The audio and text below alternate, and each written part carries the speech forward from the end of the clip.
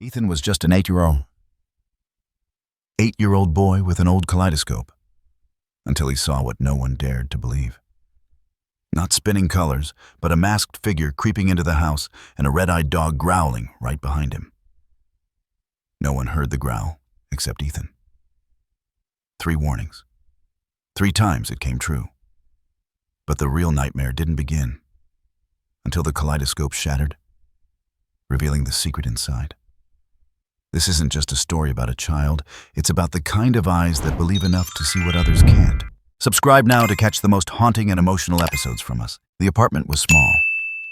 The kind of small that made the walls feel like they breathed in and out with you. The kind of small that made every creak in the floor feel like a whisper in your ear. East LA wasn't quiet, not in the usual sense. But inside apartment 2C, the world always felt muffled, like someone had turned the volume just a notch below normal. Ethan sat cross-legged on the worn-out rug elbows, pressing into the frayed edges, eyes fixed on a kaleidoscope that looked too old to belong to an 8-year-old boy. The metal was scratched. The paint was chipped. But to Ethan, it was the most alive thing in the room. His mother, Grace, moved like someone who had stopped waiting for life to slow down. She worked 2 jobs and somehow still managed to braid his hair every Sunday morning and make pancakes in the shape of stars on Saturdays. She was tired, but she never said it. And Ethan, sensitive in the way that most people mistook for being shy, saw it all in her eyes. The kaleidoscope had been a $3 purchase from a Sunday flea market.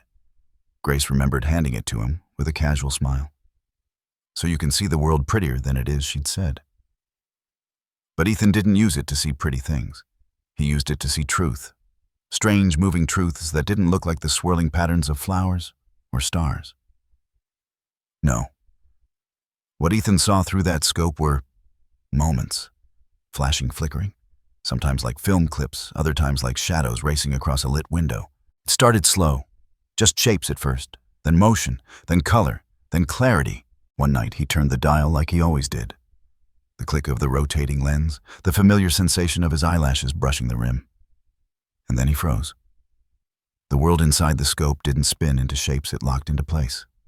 Still, intentional. Someone knew something was moving in the hallway outside their apartment. A man, pale sweatshirt, hood up, gloved hands gripping a crowbar. He dropped the scope. It hit the carpet with a soft thud, but it sounded louder than a gunshot in his head. His breath caught in his chest.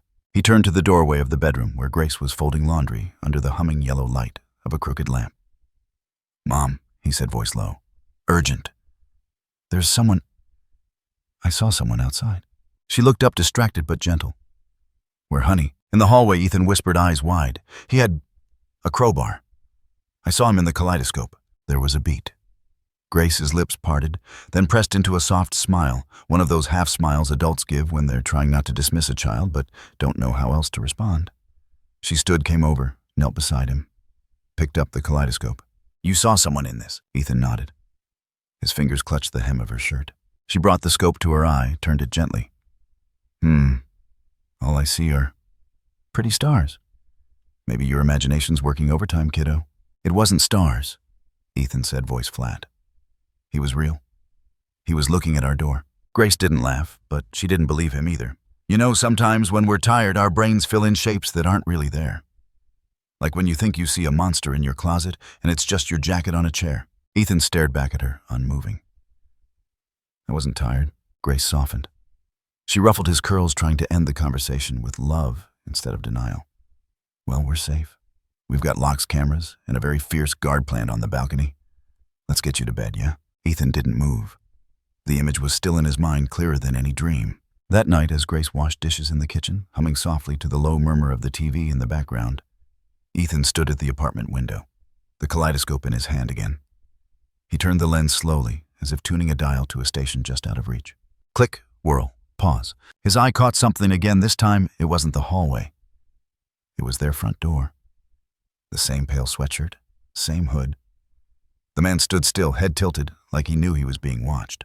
Then it happened. Grrr! A low guttural growl vibrated through the scope. It wasn't loud. It wasn't even external. It was inside him. Inside the tube, inside the moment. And it made Ethan recoil in fear. He dropped the kaleidoscope again. This time it rolled under the couch. He didn't tell his mother, not that night. He lay in bed, eyes open, breathing slow and shallow as if being too loud would let the growl know where he was. And down the hall, Grace turned off the lights one by one, unaware that just inches from their doorframe, danger had already come and gone. Unaware that the thing protecting them wasn't even human. The sun spilled over the rooftops of East LA the next morning. But inside, apartment 2C's shadows clung to the corners of the living room like they'd overstayed their welcome. Grace hadn't slept well.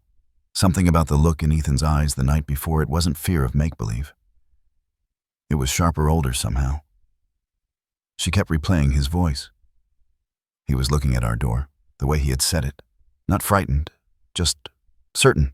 It wasn't until she checked the front door camera feed that her stomach turned to ice. 2:34 a.m. The footage showed exactly what Ethan had described, a man hooded, gloved, moving along the side of the building.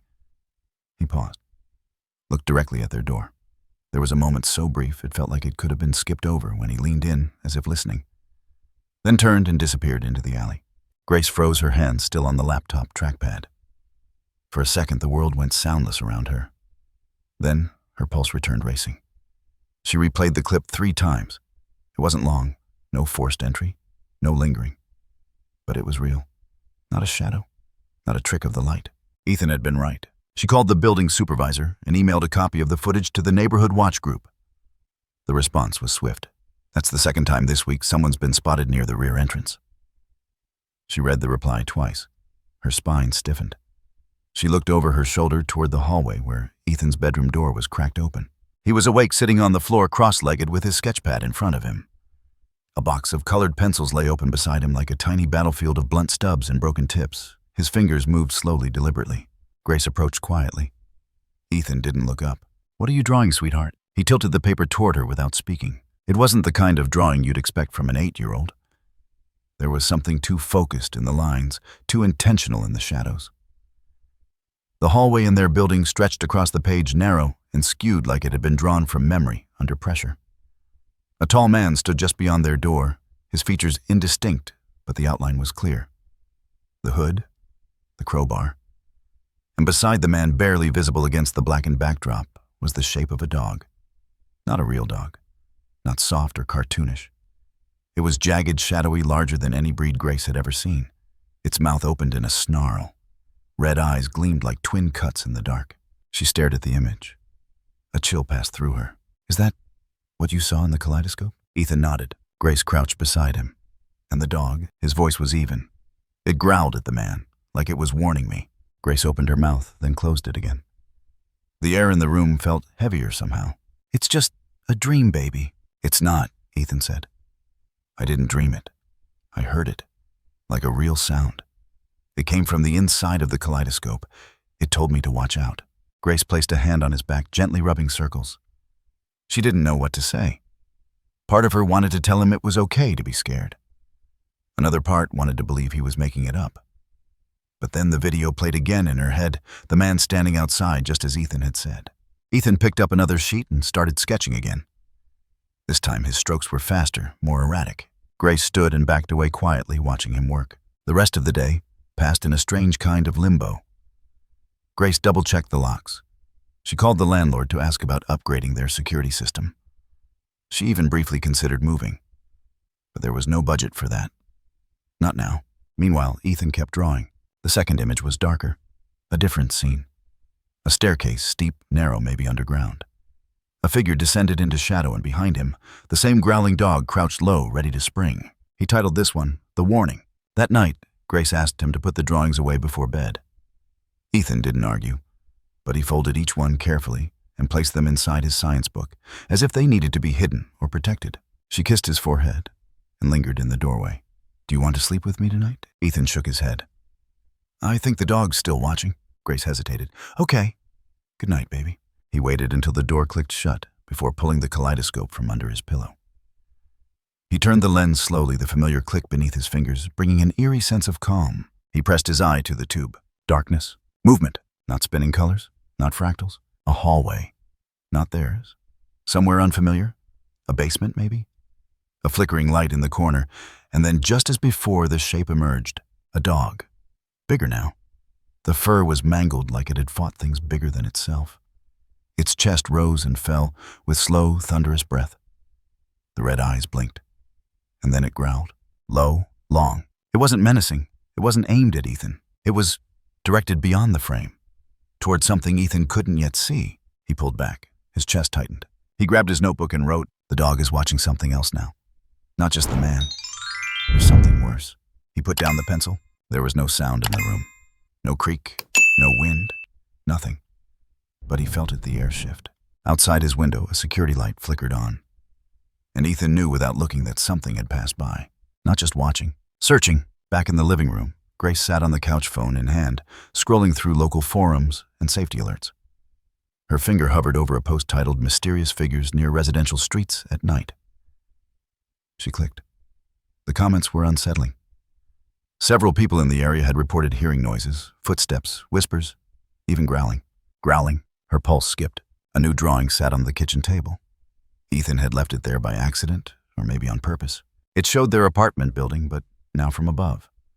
A bird's eye view, each window glowing. In one of them, a boy stood alone holding a kaleidoscope. And far below in the alley, a dog crouched, its body curved around the building like a silent guardian. She turned off her phone. She didn't sleep that night.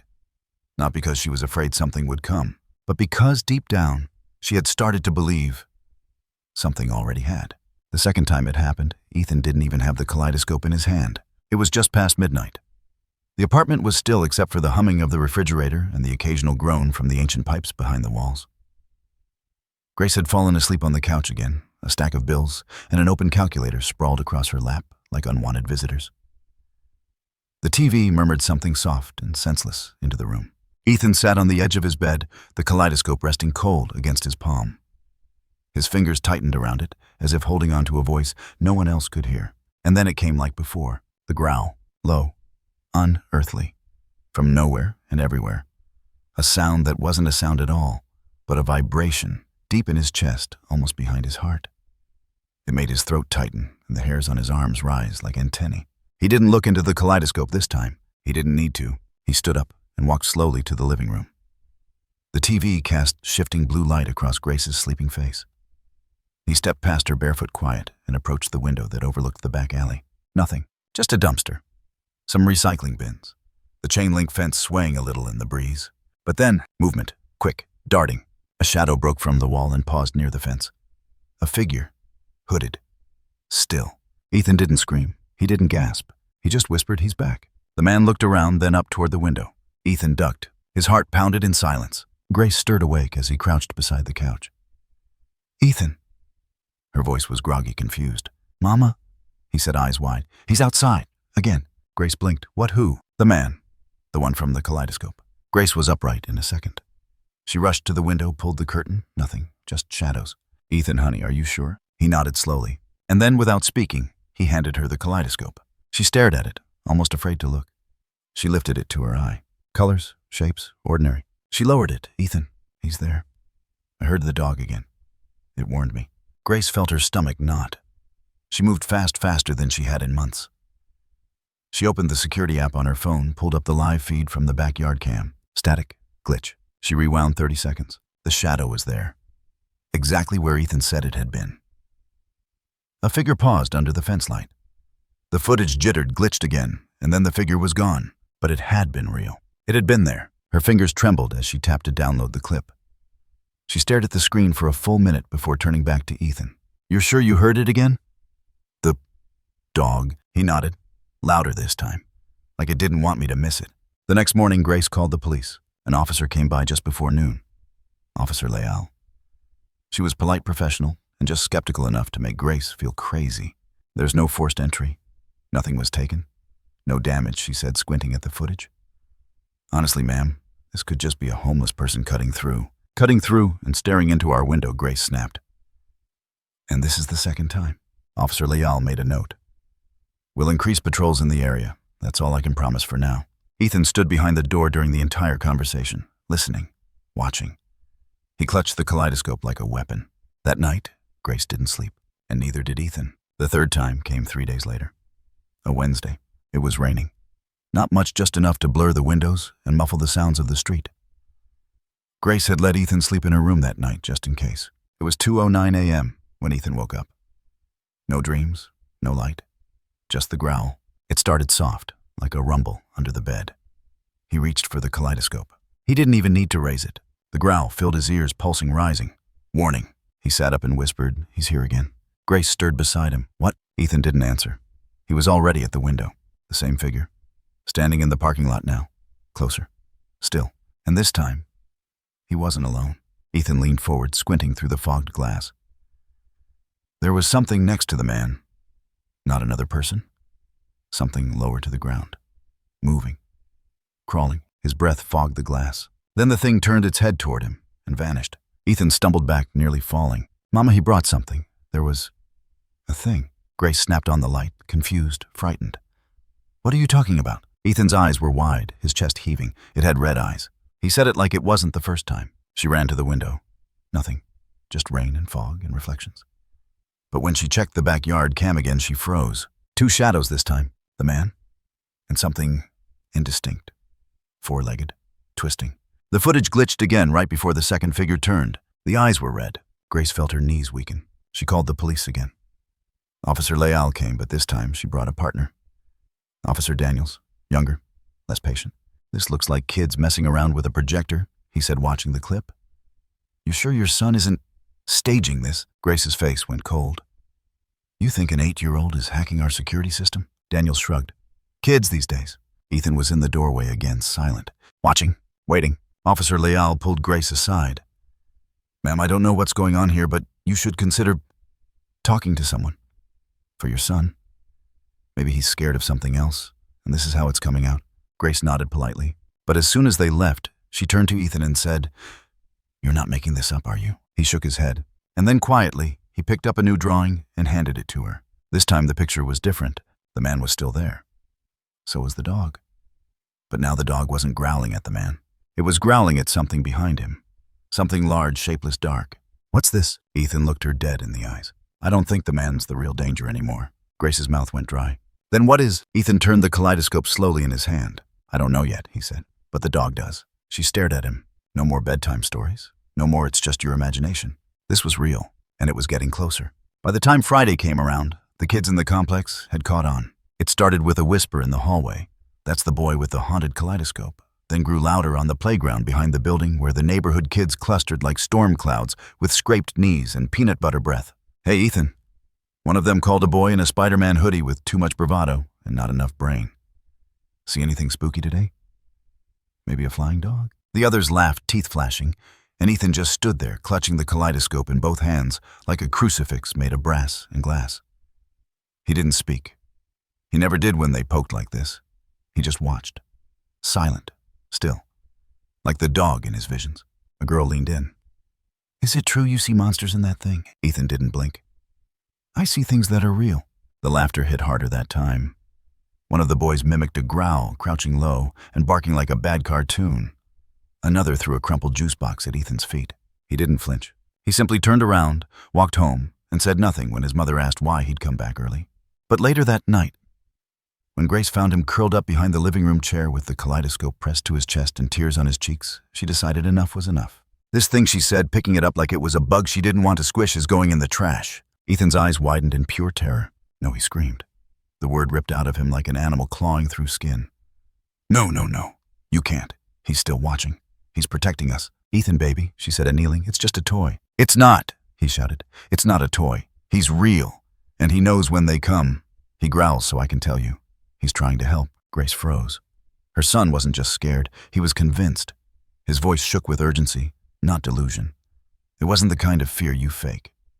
It was the kind of fear you earn. She lowered the kaleidoscope. Ethan sniffled, nodding. "The dog. The one in the kaleidoscope. I call him Han."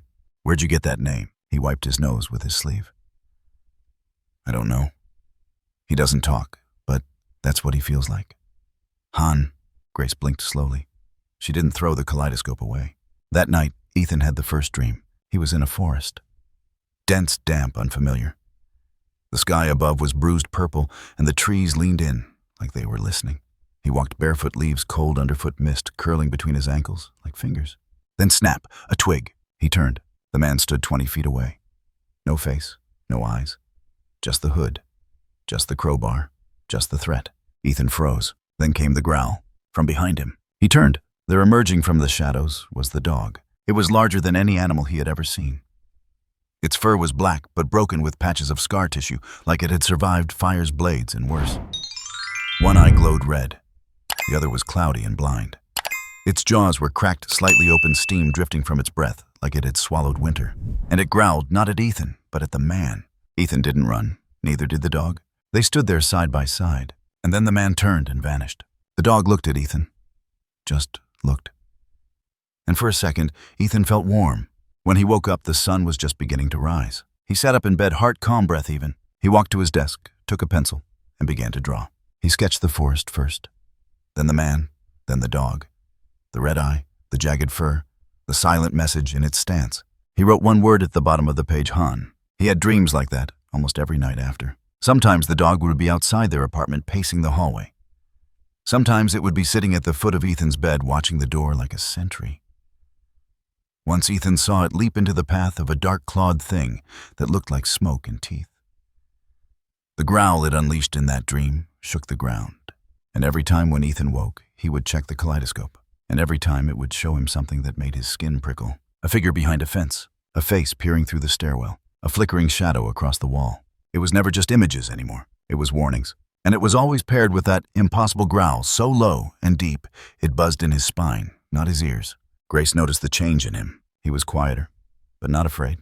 Not exactly. It was something more like prepared. He would double-check the locks before bed, not like a child mimicking a parent, but like someone who understood the stakes. He would place the kaleidoscope on the windowsill like a talisman, always facing out, never hidden. And sometimes she would hear him whisper before sleeping, "Good night, hon." At first it made her uneasy. Then it made her wonder. One afternoon she came home early and caught Ethan mid-dream on the couch. His face was tense. His hands clenched the blanket. She almost woke him until he spoke. "They're coming," he murmured, but he seized them first. Her breath hitched. He opened his eyes slowly. "Saw her." "You don't have to be scared, Mom," he said softly. She knelt beside him. "Why not?" "Because he's not scared." Later that night, she asked him, "What do you think Han is?" Ethan stared at the ceiling, thinking. "He's not just a dog," he said. "He's like part of the kaleidoscope, part of the warning." "Do you think he's real?" He looked at her, utterly serious. "I think he's more real than some people."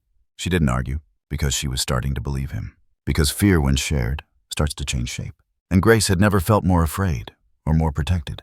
It was a Saturday afternoon with a strange kind of stillness, the air thick and restless, like it was waiting for something to happen.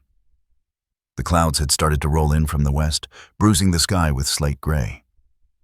Down at the community park, a few kids were still on the swings, their laughter sharp against the quiet backdrop. Ethan didn't want to be there. Grace had practically dragged him out of the apartment. "You can't stay cooped up forever," she had said. "Fresh air, friends, real friends." He hadn't argued. But the kaleidoscope never left his hand, not even once. He sat on the edge of the sandbox, turning the tube slowly, tuning in and out of a world only he seemed to understand. Every once in a while, he'd lift it to his eye gaze, through turn it again, click, click, then lower it, eyes scanning the real world with a soldier's precision. Grace watched from the bench, a book unopened in her lap. She could feel something. It started with a feeling, that gut-deep chill, the kind that warns a mother before the child even knows he's in danger. Then Ethan stood up. His posture was rigid, eyes locked on the walking path by the fence line. Someone was there, a man moving slowly, too slowly. Not a parent, not staff, not someone from the neighborhood. And Ethan knew. Before Grace could even rise, Ethan turned and ran, not toward her, away, straight for the jungle gym, not hiding, leading. The man followed. Grace shouted, bolted from the bench, feet thudding against the grass, thin. He ducked between this play structure and the tunnel slide, heart thundering. He wasn't screaming. He wasn't panicking. He was surviving, just like in the dreams, just like Han would have done. The man quickened his pace. Grace was closing the distance, yelling, pulling out her phone. But the park was big, too big, and time was moving like syrup. Ethan rounded the monkey bars, and then his foot caught. The kaleidoscope flew from his hand. Time fractured. He hit the mulch with a thud. The kaleidoscope spun across the playground, metal on cement. Clink, clink, crack, and then shatter. It was like a bone breaking in a sacred place. Ethan screamed, not from the fall, not from pain, from loss. He scrambled on all fours, crawling toward the broken pieces. Splinters of color, gears, glass. The lens shattered like a fallen star. "No," he sobbed. "No! He's in there. He's still in there." Grace reached him, dropped to her knees, gathered him into her arms as his whole body shook. "He's gone." Ethan whimpered. "You don't understand." He's gone. The man was gone too, just like that. No one saw where he went. The police would later say it was probably a misunderstanding. No harm done. Maybe a passerby. No footage. No arrests. But something had broken, and not just the glass. Grace picked up the pieces one by one, each razor-edged fragment reflecting distorted pieces of the world. Her hands trembled as she turned the tube's remains over, and something shifted inside. A tiny crumpled paper wedged in the hollow core. She eased it out with the edge of her nail. It was old, fragile, browned with time and curled at the corners like a leaf too long on the ground. She unfolded it gently. Words, faint, blurred, but still legible beneath the scars of time. Guard dog's eye, only for those who believe. For a long moment, neither of them spoke. Ethan stared at the paper. His tears slowed. His lips moved silently, reading the words over and over again. Grace's fingers trembled. She looked at her son, and for the first time, she believed. The scene hung in the air like smoke. Everything slowed. The sounds of children playing around them muted into the background, like a faded recording. She glanced back at the shards on the ground. The metal casing. The lens now fractured into constellations. Then up at Ethan's eyes, swollen but fierce. Devastated but alive. What is it?" she whispered. He didn't answer with words. He took the paper from her hand and held it to his chest, right over his heart. Grace realized in that moment that the kaleidoscope hadn't just been a toy. It hadn't even just been a lens. It had been a doorway, a bridge, between fear and understanding, between the seen and unseen, between her and him, between Ethan and Han. She looked around the playground. Everything felt too quiet now, too normal, but in the air just on the edge of hearing. A growl, low, protective. Grace didn't flinch. She wrapped her arm tighter around her son. "I'm sorry," she said. "I didn't know." Ethan looked up at her. There was no blame in his eyes. Just grief. And maybe hope. "I think he left this for us," he said. The message? So we'd know he was real. Grace looked again at the paper, then the sky, then the place where the man had vanished. Slow motion played in her mind, the fall, the spin, the shatter, the truth cracking open like an egg. The light had shimmered around the kaleidoscope when it broke like refracted memory. A prism of pain and clarity. Not random, not accidental. Necessary. Sometimes she thought things have to break to be seen. Sometimes you can only find what's inside when you've lost the outside. And sometimes protection doesn't look like armor. Sometimes it looks like a child with a paper in his hand, whispering thank you to something no one else can see. She took the note from him, smoothed it out, and placed it inside her wallet. Not to hide it, but to keep it close. To remember that once something in this world, or maybe not entirely of this world, had chosen to guard her child, not because of fear, but because of belief. Sunday morning broke slow and hesitant. The light barely pierced through the overcast sky, casting a gray pallor across the streets of East Los Angeles. It had been 24 hours since the kaleidoscope shattered. 24 hours since Grace had pulled the crumpled note from its core and everything shifted: perception, belief, fear. All of it. Ethan hadn't spoken much. He sat by the window most of the morning, holding the torn piece of paper in one hand and a sketch in the other. He was drawing again. Not with the frantic energy of before, but with reverence, like he was tracing memory instead of imagination. Grace watched him for a while, then she grabbed her keys. She didn't tell Ethan where she was going, but she knew what she had to find. The flea market looked different in daylight, less magical, more ragged. The rows of metal tables sagged under the weight of rusted tools, costume jewelry, broken clocks. But Grace wasn't here to browse. She moved through the crowd like someone walking against a current, scanning every face with a private urgency. Then she saw him, the old man. Same place, same cap, same faded navy jacket. His table was cluttered with strange artifacts, vintage binoculars, toy soldiers' ashtrays shaped like animals. And there it was, another kaleidoscope. Not the one, but close. Grace's heart clenched. She approached, pulled the crumpled note from her coat pocket, and flattened it on the table. "I bought a kaleidoscope from you 2 months ago," she said without preamble. This was inside it. The old man looked up slowly, eyes cloudy, but alert. He took the paper in his wrinkled hands, examined it for a long time. Then he sighed. So he said, "One of them finally cracked." Grace blinked. "Excuse me?" "The lens," he said, tapping the paper. "They don't always break, but when they do, they reveal." He folded the note carefully. Too carefully for someone who didn't believe. Grace leaned in. "I need to know where it came from." The old man nodded toward an empty milk crate behind the table. "Box of junk I picked up from a condemned house outside Silver Lake. Bought the lot from a salvage crew clearing fire damage." "What year?" "94, maybe. No, wait, it was after the fire. So late 93, early 94. Grace felt her stomach lurch. "What fire?" He shrugged. "Old house. 2-story colonial. burned from the inside. Story was home invasion, kidnapping. The parents weren't home. Kid disappeared. Fire took most of the structure. But someone found the dog. Grace stared at him. The dog? Yeah. He looked off, unfocused, remembering. Big shepherd mix. They said it died protecting something. They found its body curled up in a corner of the boy's bedroom. Didn't leave. Didn't run. Just stayed there, even through the flames. Grace felt a chill crawl up her spine. The old man kept talking. That's where I got the scope. There was a pile of toys, melted mostly. But that one was in a metal box, sealed. Barely scorched. I took it. Figured it might still be worth something. Did you ever look inside it? He chuckled. Sure. Once. Didn't see much. Some weird shapes. Felt dizzy. Did you hear anything? The old man blinked. The joking edge in his voice faltered. Actually, yeah, now that you mention it. He rubbed his temples. Thought I heard a growl, like from the lens itself. Gave me the creeps. That's why I marked it down cheap. Grace swallowed hard. Did you ever hear about what happened to the boy? The old man looked down. They never found him. Not a trace. Just the dog. Some neighbors said they saw the boy in the window during the fire. But the house was already fully engulfed by the time anyone got close. The only body they pulled was the dog's. He paused. But the weirdest part, what? The dog didn't burn. Grace stared. What do you mean? I mean, everything around it was charred. Melted, the walls, the floorboards. But the dog, no burns, no singe marks, just, he gestured vaguely, curled up, like it fell asleep, holding something under its chest. Grace's breath caught in her throat. He met her eyes. That something was the kaleidoscope. She sat down on the folding chair across from him, needing to ground herself. So this lens, this guard dog's eye, was his. The old man finished. The boys. No, Grace said, voice low. The dogs. A long silence passed between them. Then she reached into her purse, pulled out a printed photo Ethan had drawn the night before, the one of the scarred black dog with the glowing eye. Standing guard outside a burning house. She laid it on the table. The old man stared at it.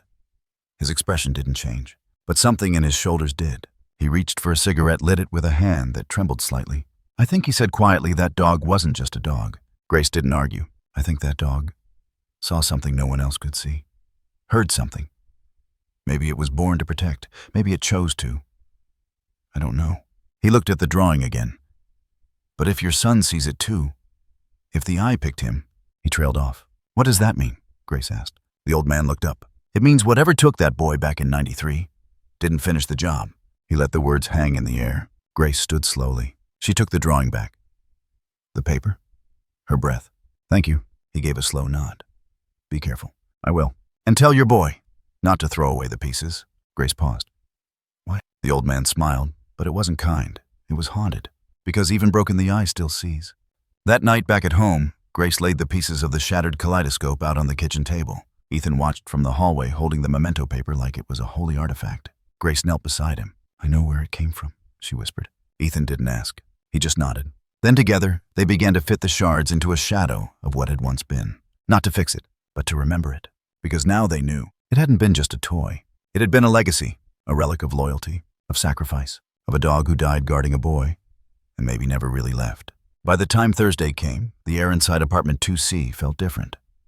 Thicker. Like something was waiting, pacing just beyond the walls, testing the edges of every window, every lock. Ethan no longer needed the kaleidoscope. He hadn't touched the shards in days. He didn't need the lens anymore to hear the warnings. He could feel them now inside him, like a radar, or a pulse that didn't belong to his body. The growl had grown clearer, no longer muffled or distant. It was with him, in his spine, in his breath. At first it came only when he stood near the windows or touched the doorknobs.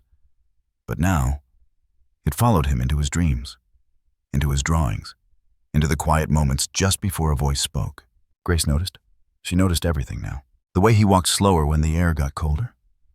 The way his eyes darted toward corners of rooms like he was tracking something no one else could see. But she also noticed the way the lights flickered sometimes when Ethan was around. Not in the usual way. Not like bad wiring. Like interference. Like something didn't want to be seen. Thursday evening, Ethan sat cross-legged on the living room floor. He wasn't drawing anymore. He was writing. 4 words, over and over again. He's coming tonight. Grace stared at the page, the tight loops of his writing, the calm in his hand. You sure? She asked. Ethan looked up. Yes. What did you hear? He paused. Not a sound. a feeling, like something was crawling under the floorboards, like breathing through teeth. Grace swallowed hard. "Do you want me to call the police?" Ethan shook his head. "They won't believe you. They won't come in time. He's not afraid of them." She crossed the room and knelt beside him. "Then who is he afraid of?" Ethan didn't blink. "Hun." Midnight. The apartment was locked, bolted, sealed. Grace sat on the edge of her bed with a flashlight in one hand and a carving knife in the other. It felt stupid. It felt theatrical. It also felt like the only thing she could do. Ethan was awake in his room. He refused to sleep. Instead, he sat on his bed facing the door, eyes unblinking. Waiting. Somewhere between 100 and 200 a.m., the world shifted. No sound, no light change. Just a stillness that wasn't natural. And then faint. So faint it could have been imagined. Tap on the glass. Grace froze. The living room window. She stood, walked slowly to the doorway, and peered into the darkened room. The curtains stirred slightly, though the windows were closed. Then, crack! The back door rattled. Once. Then silence. She gripped the knife tighter. Another crack. This time louder. The deadbolt shuddered. She started to dial the police. Her thumb hesitated over the final number, but Ethan's voice came from behind her. "Don't." She turned. He was standing in the hallway, completely still. He's already inside. That was when the lights went out. Not flickered, died. The apartment was drowned in black. Then a shape, not seen, felt, moving past the kitchen. Footsteps too quiet, but definitely there. Grace held her breath. A man emerged from the shadow's face, hidden by a mask, plastic white, featureless. In his hand, a crowbar. He moved like someone who had done this before. Calculated, cold. Grace stepped back, heard thundering. Ethan didn't move. Then, a sound ripped through the silence. A growl. Not from Grace. Not from Ethan. From nowhere. Every light bulb in the hallway flickered once, then burst. The man stopped. The crowbar clanged to the floor as he spun in a circle, suddenly panicked. The growl grew louder. Wet, primal, snarling. He backed into the kitchen, hands out swinging blindly. Then he screamed. Once. Short. Choked. Something hit him, but there was no one there. He tumbled backward, hit the wall, scrambled up and ran, stumbling through the hallway, past Grace, past Ethan, tearing at the door lock with bloody fingers. He ripped the door open and vanished down the stairs. Silence. Total. Unnatural. Ethan exhaled. Grace dropped the knife. The power came back on. Lights flickered weakly, but they held. The hallway looked the same. Except for one thing. On the ground near the door where the man had fallen was a torn scrap of fabric, black coarse, with 3 perfect slashes running through it, like claws. Grace stepped forward slowly. She picked it up. Blood on the edges. She looked at Ethan. He was already turning away. "Wait," she said. "Ethan, what was that?" He paused. "Didn't look back," "Hon," he whispered. He came back. And then, as if answering from somewhere just beyond the window, a single low growl. Affectionate. Final. Grace closed her eyes. Not in fear, but in gratitude, because even the monsters, it seemed, were afraid of something. And that something was on their side. The morning after the intruder fled, Grace did something she hadn't done in years. She called someone who used to be part of the system and had chosen to walk away. His name was Marvin Estrada. He wasn't listed anymore. She had to go through 2 retired detectives, a defunct precinct extension, and an old dispatcher who remembered the fire. But finally, she found him living alone in a converted trailer on the edge of Pomona, halfway buried in desert silence and stacks of unsolved reports. His voice on the phone was raspy, skeptical. He didn't like to talk about the 1993 case. Most people who worked it didn't. It stuck to them in ways soap couldn't wash out. But when she mentioned the Kaleidoscope, the pause on the line was long. And then he said, "Bring the boy." Marvin was everything she'd expected from a man who'd outlived his badge. Thick hands, stooped shoulders, a limp he never explained. His home smelled like old coffee sand and memory. Ethan didn't speak for the first 10 minutes. He stood near the window, eyes scanning the edges of the room. Marvin watched him with the wary respect old men give wild dogs. "You say he hears it," Marvin finally asked. Grace nodded. Not just hears, sees, knows. The last man who tried to break into our apartment, something tore through him. "I saw it." Marvin didn't smile, but something in his jaw twitched. He turned to Ethan. "You ever seen a house on fire from the inside?" Ethan shook his head. "I have," Marvin said. "More than once. But there was one I never forgot. 1993. Boy disappears. Parents out at a gala. House burns from the basement up. We find a dog, not a boy. Big shepherd. No burns, no signs of struggle. Just lying in a corner, curled around something." He leaned back. A box, metal. Inside was a toy, a kaleidoscope. I wrote it in the report. They told me to drop it. Called it emotional contamination. But I remember. He rubbed his hands together. You say your kid's been seeing things, hearing a growl. Said someone tried to break in and something invisible stopped him. You know how many home invasions I worked in the 90s that matched your story? How many, Grace asked. 17, Marvin said. He turned to a rusted filing cabinet, pulled open a drawer with a groan, and yanked out a folder thicker than a Bible. He laid it on the table with a heavy thud. Timestamps. Same time of night. Same MO, masked man. Crowbar. Single mother or child alone. And every time someone reports hearing a growl. He spread the files out like tarot cards. None of the suspects were caught. Some just vanished. Others turned up dead in alleys. Mauled, clawed. Grace's face paled. They wrote it off as the dogs. Strays, packs. But no one ever saw them. No fur, no tracks, just damage. Ethan stepped forward for the first time. Can I see a map? Marvin looked at him, then nodded. He laid out a wide, stained map of East Los Angeles. Pinned corners, coffee rings. Ethan stared at it. Slowly, deliberately, he placed a finger on one dot. Here, our place. Then he tapped another. Here. The woman in 4A said she saw a shadow in the stairwell. Then another. Here, where the man ran last night. Then another. And here, the church that burned last winter. Marvin's brow furrowed. Grace stepped closer. The dots formed a line. Not random. A path. A pattern. Ethan drew his fingers slowly between them, connecting the points like stars. What is this? Grace whispered. Marvin's eyes were sharp now. Alive in a way Grace hadn't seen in any officer since this nightmare began. It's a corridor, he said. Someone or something is moving through this part of the city. Same as 30 years ago. Same pace. Same signature. And the dog, she asked. Marvin looked at Ethan. Then he looked at the old kaleidoscope fragment Grace had brought in a box. He picked up one of the metal shards, turned it in the light. This thing was a lens, he muttered. But not just for seeing shapes. It was tracking something, or filtering it. He held up the shard. This isn't just glass. There's a coating on it. Old metallic, maybe even alchemical. Like those Wubbu sniper scopes that used radium to glow in the dark. Grace frowned. Are you saying this thing sees another layer of reality? I'm saying, Marvin replied, that your son is seeing what we can't. And something doesn't like that. Ethan spoke quietly. Han knows where they go. Where they'll strike next. Marvin turned to him. Can you show me? Ethan nodded. I need red string. And pins. And black markers. Marvin blinked, then chuckled. I think I've got all that. Together they began to mark the map. By the time they finished, Ethan had created a grid of movement. Loops. Spirals.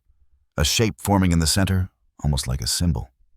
Or a snare. Marvin leaned in. He's not random. He's circling something. A memory. A place. Ethan whispered, the fire. Marvin looked at him. You mean your fire? No. Ethan said, eyes dark. The first one. The boy. The house. That's where he's going back to finish. Marvin straightened. The old house burned down. Ethan didn't blink. The ground didn't.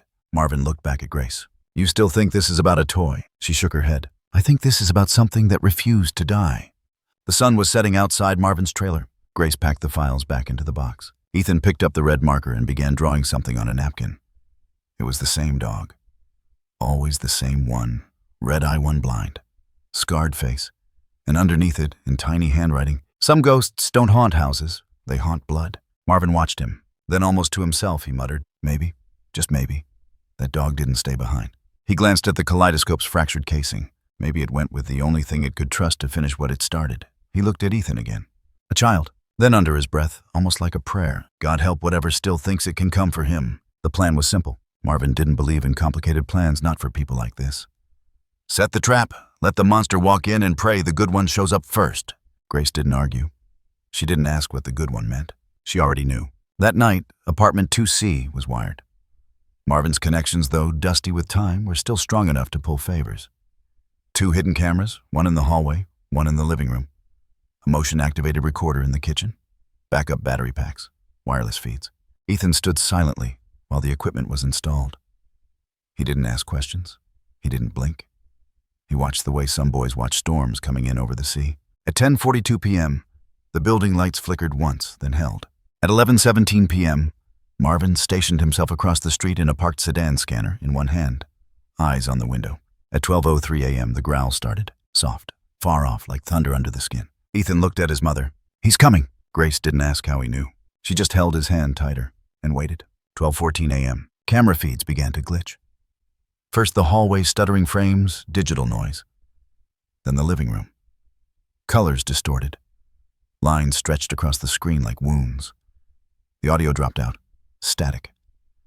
Then, the growl. Louder this time. Not a sound through the microphone. A sound inside the walls. Inside the bones. Inside everything. Marvin's earpiece crackled. "You picking this up?" he whispered to himself. The audio was peaking with nothing. No voices, no movement. Just that inhuman, guttural presence vibrating so low, it didn't sound like a dog anymore. It sounded like something older. Inside the apartment, the lights dimmed again, and the front doorknob turned. Not jiggled. Turned. Grace stood behind the kitchen island, hand trembling on the edge of the counter. Ethan was to her right, eyes fixed on the hallway. Still. Focused. The door creaked open. No alarm, no chime, just silence. And then the masked man stepped in, same as before. Same crowbar, same white plastic mask, only this time, he moved slower. Like he knew. Something was waiting. He crossed the threshold. The cameras failed completely. Black screen, dead audio. But the motion detector pinged. The growl rose. And then came the chaos. A blur, a scream. The man flew backward out of frame. Something hit him hard enough to send him crashing into the far wall. Drywall cracked. A picture frame shattered. The man rolled, tried to rise. Another impact. This time he screamed. The crowbar clanged across the tile. Useless. His hands went to his chest. Then his arm. He was bleeding. Deep. Like he'd been slashed. He scrambled to his feet, limping now. He tried to run toward the door, but it slammed shut. Not by wind, by will. "Stop," Ethan whispered. The word was almost a breath. The man froze. His body convulsed once, then twice, like he was being held in place by something invisible. And then, a snarl, right next to his ear. He screamed. Tried the window. Too late. Something tore into his back. 3 long gashes opened across his shoulder blade. He collapsed, blood smearing across the tile.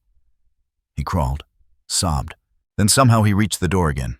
It opened this time, and he ran. Blood streaked behind him out the hallway, down the stairs, into the night. By the time the police arrived, 5 minutes too late, he was gone. No prints, no video. Just one final recording from the last audio buffer before the system died. A single deep, sustained growl. The sound of something that wasn't protecting a home. It was protecting a child. Back in the apartment, Ethan stood at the window. The growl had faded. The night had settled. He watched the darkness outside like a soldier watching the horizon after the final bullet. He knew that man would never return, and neither would Han. Grace stood behind him, hand on his shoulder. Ethan whispered, voice barely audible. "Goodbye, Han." The wind moved gently through the broken screen of the window. Somewhere far off, a dog barked, but it wasn't Han, because Han was done. He had finished what he started. And Ethan was finally free to sleep. The police arrived with sirens and flashlights, too late to stop the blood, but just in time to collect it. The apartment was a mess. Scratches on the door, blood smeared on the floor, furniture knocked over. And that unbearable silence that comes after something unnatural has finally receded. Grace sat on the couch, blanket wrapped around her shoulders, hands still trembling. Ethan sat beside her, unmoving eyes, watching the door as if expecting it to turn again. It didn't. The officers questioned her. Wrote notes. Measured the claw marks on the wall marks, too deep, too straight to come from a human hand. They checked the footage and found nothing but static. Audio corrupted. Video blank. The technology had failed the way light fails to hold a ghost. But Marvin had brought paper. He stood by the hallway watching as the last officer left, then lit a cigarette with a sigh that came from somewhere deep and old. "They'll file it," he said. "Probable cause. Suspected intruder. Self-defense." Grace turned to him. "They don't believe it." "They never did," Marvin replied. "Doesn't mean it didn't happen." The next morning, an officer returned, not with apologies, but with a name. Alan Ray Mercer, age 46. Paroled 6 months ago after serving 22 years for the abduction of a child. The victim was never found. Mercer had lived under the radar since release, but his fingerprints left in Ethan's apartment, streaked in blood, were a perfect match. Grace stared at the file the officer handed her. The photo. The record. It was real. Everything her son had said. Everything she'd feared. Everything they had doubted. Real. The moment the door closed behind the officer, Grace broke. She dropped the papers, fell to her knees, and sobbed. Not just from fear, not from anger, but from the overwhelming, crushing weight of relief and guilt colliding. Ethan didn't move. He stepped past her, silent, focused, and walked into his room. When he returned, he carried the memento, the small torn piece of paper found inside the shattered kaleidoscope. Guard dog's eye. Only for those who believe. He took a simple black frame from the shelf, removed an old drawing, placed the paper inside. Then, without a word, he walked to the living room window. The glass was still cracked. He set the frame gently on the sill, centered perfectly beneath the morning light. It It didn't glow, it didn't shimmer, but it stood. A marker, a monument, not to fear but to survival, to faith, to the invisible. Marvin joined him at the window. For a moment, neither spoke. Then Marvin said softly, "When I was your age, I thought I saw things too." Ethan looked up. "No one believed me," Marvin continued. "They said I had nightmares. I stopped telling them, but it never went away." "What happened?" Ethan asked. "I stopped looking," Marvin said. "And when you stop looking, the world starts lying to you again." They stood in silence for a while. Then Marvin added, "You didn't stop. That's the difference." Ethan said nothing. His eyes were distant now, tracking something beyond the trees, beyond the sky. Grace approached her, voice soft, thick with tears. "What are you thinking, sweetheart?" Ethan glanced at her, then back out the window. "He's not gone," he said. "Just quiet." Marvin exhaled slowly. "Maybe that's what real protection is. Not barking, just watching." Grace wiped her eyes. "What do we do now?" Marvin gave a faint smile. "Now we rebuild. We believe. And we watch the shadows a little closer." He turned to Ethan one last time. Not everyone's lucky enough to have the eye. He nodded toward the window, or the dog that guards it. And with that, he left.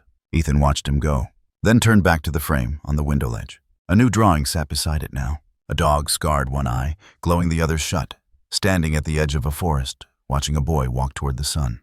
At the bottom, Ethan had written one sentence. "Some guardians don't leave. They just wait for the next one who believes." The story was never supposed to leave the walls of apartment 2C. But the blood trail in the hallway, the shattered equipment, the torn jacket with claw marks, and the name Alan Ray Mercer on the police report, these weren't things that could stay quiet forever. It started as a whisper, then a headline. "Boy warned of intruder by invisible guardian. Case reopens cold files from 1993. Within days, Ethan's name was in every local paper. The boy with the guard dog's eye. Reporters stood outside the building. Neighbors, once skeptical, even dismissive, began offering casseroles, old toys, even quiet apologies. People brought their dogs to sit under Ethan's window. Some claimed the animals barked at the exact same spot in the hallway where Mercer had been thrown. Others said nothing, just stood there, watching the way you might watch the edge of a forest at dusk. Grace tried to shield Ethan from it, but he didn't seem afraid. He watched it all with the quiet calm of someone who had already seen worse than the cameras. One afternoon, a reporter asked Ethan, "Do you think something supernatural protected you?" Ethan blinked, then answered without hesitation, "I don't think it was supernatural. I think it was just something people stopped believing in." Marvin visited again, but this time he didn't bring maps or files. He brought a box. Inside, comic books. Old ones. From the 70s and 80s. Heroes with scars. Monsters who saved children. Dogs with teeth made of flame. "These kept me sane when I was your age," Marvin said, handing Ethan a tattered copy of Hellhound Justice. Ethan opened it, studied the art, then said, "I want to try." Grace looked up from the kitchen. "Try what, baby?" He held up the comic. "I want to draw mine." He started with a pencil, then ink, then color. He worked late into the night, eyes narrowed, hands steady. No tracing, no copying. Every panel was new, original, the story of a boy who didn't speak for a long time. A boy who saw the world through a broken lens. A boy who was laughed at, ignored, and finally heard. And beside him in every frame, a massive scarred dog, one red eye, one blind, fur like smoke, teeth like justice. They didn't talk, not once. They didn't have to. They just moved through shadows, chasing the things no one else dared to look at. He called it The Growl in the Kaleidoscope. Grace found him asleep at his desk one night, ink smudged on his cheek, the final page still drying. She flipped through the pages slowly. There were no superpowers, no capes, just truth, raw, cold, necessary truth. The final panel showed the boy standing in the ruins of a burned house, hand resting gently on the back of the dog. The caption read, "Some monsters hide behind masks, others behind silence. But the growl comes before they strike." And below that, only the boy heard it. Because only he still believed. Grace wiped a tear from her cheek, then kissed the top of his head. He didn't wake up. He didn't need to. The comic went online the next morning. By evening, it had 3,000 shares, then 50,000. By the end of the week, a publisher called. They didn't ask for changes. They just asked how many issues Ethan wanted to do. He said 7. When they asked why that number, he said simply, "Because that's how many times Han growled before I wasn't afraid anymore."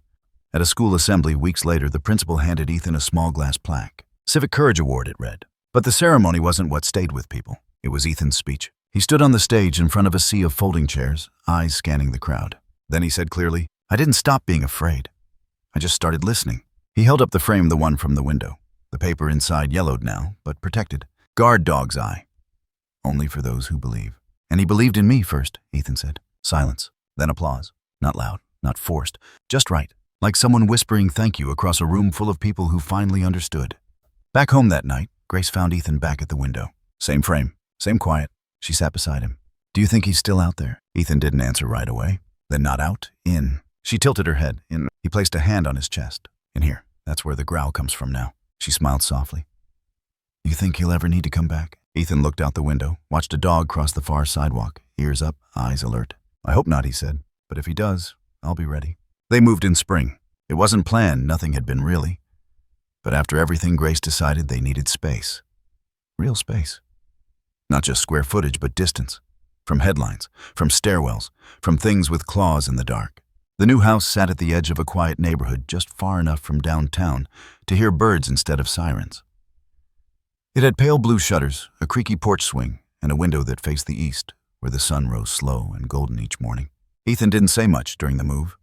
He didn't need to. On the first morning in their new home, before the boxes were even unpacked, he placed the black frame, the one with the old yellowed note on the windowsill. Guard dog's eye. Only for those who believe. It faced the street, like a warning, like a promise. Every morning after Ethan sat by that window with a glass of milk and a pencil in his hand. Sometimes he drew.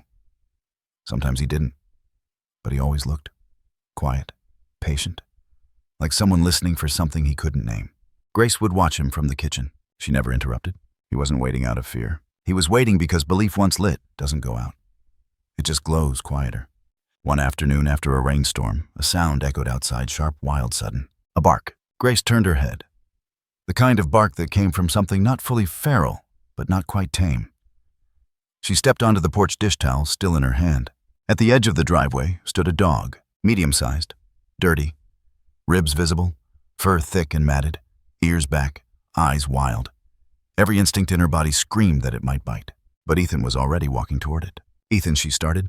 He raised a hand. She froze. He moved slow, one step at a time, barefoot on the damp cement hair, wet from the rain. The dog didn't growl, didn't retreat, just stood still. When Ethan reached within arm's length, the dog lowered its head. And then it cowered, not in fear, in relief. Ethan knelt, hand out, palm up. The dog crept forward, sniffed once, and then, like something ancient recognizing something remembered it, pressed its head into Ethan's chest. No bark, no sound, just that gesture, that surrender. Ethan smiled. Just a little, the smallest thing. He whispered something no one else heard, then stood. The dog followed. Grace didn't cry until later, when she saw them through the window curled together by the fireplace. The dog's tail thumping softly in its sleep. Ethan's arm draped over its back. She sat at the table, hands covering her mouth, because she knew. It wasn't Han, but it was something like him. A whisper of legacy, a passing of torch, a new chapter. And the boy who had once needed protection was now becoming something else. Not just the guarded, but the guardian. That night the wind howled through the eaves. Grace stood by the window, holding a cup of tea, watching the trees sway. She turned to Ethan. What do you think brought him to us? Ethan looked at the dog, then the frame on the sill, then back at her. Maybe he heard the growl, he said. And for the first time in weeks, Grace truly smiled. The kind of smile that said, we're still here. And maybe, so is he. The auditorium was quiet, not silent exactly, just held.